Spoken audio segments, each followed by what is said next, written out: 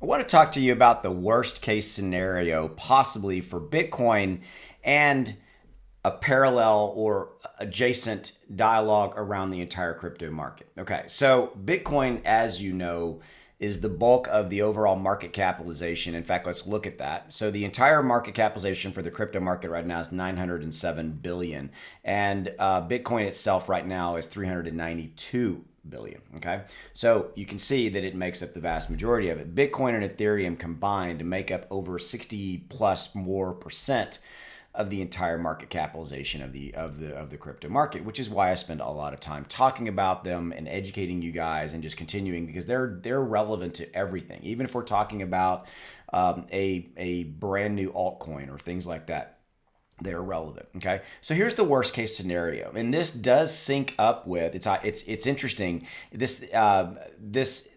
This piece of content, this information syncs up with exactly the numbers that I've been talking about. Okay, so right here, right now, you have to understand and you have to realize that we've got some macroeconomic things at play. Okay, we've got that are having a massive impact on crypto stocks, everything. We have inflation front and center. Everything costs more. It's going to continue to rise, continue to be bad. We have the Federal Reserve trying to do their thing to slow it down. We have the fear of recession related to this inflation scenario. Okay.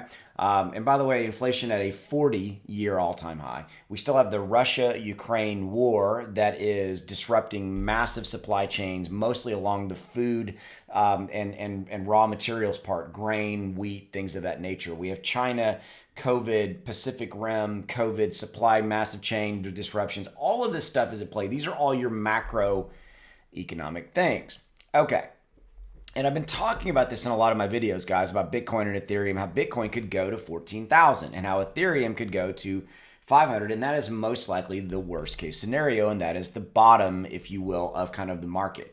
Now, I've been talking about that. I got those numbers from some people that I really, really trust who do a lot of really in-depth technical analysis. And so when I saw this, I'm like, hey, I want to do a video talking about the worst case scenario so that you guys are prepared. You know what's going on. That's why I'm making this video for you, to keep you educated, to keep you ahead of the curve so that you understand what's going on. Okay, now, moving down. This is from a YouTuber called, his name is Nicholas Merton.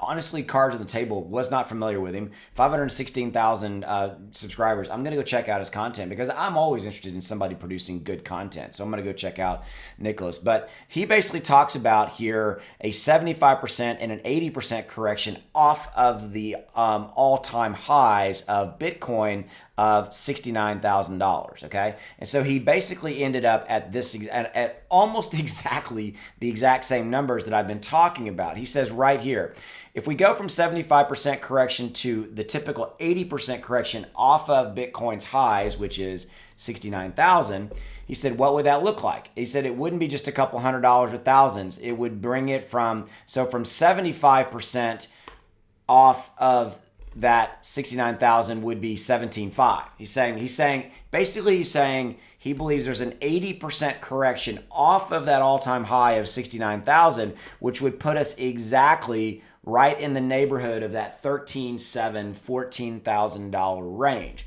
And that seems to be, again, the bottom line.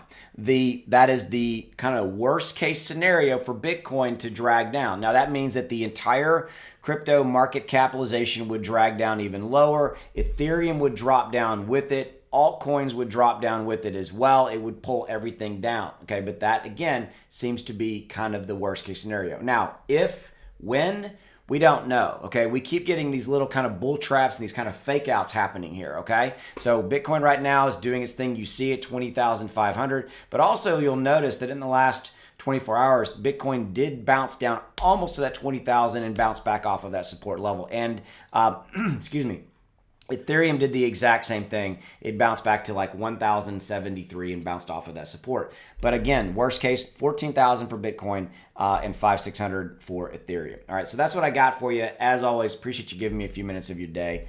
I know you got a choice out there. Thank you. And if you haven't already did so, hit that like, subscribe button.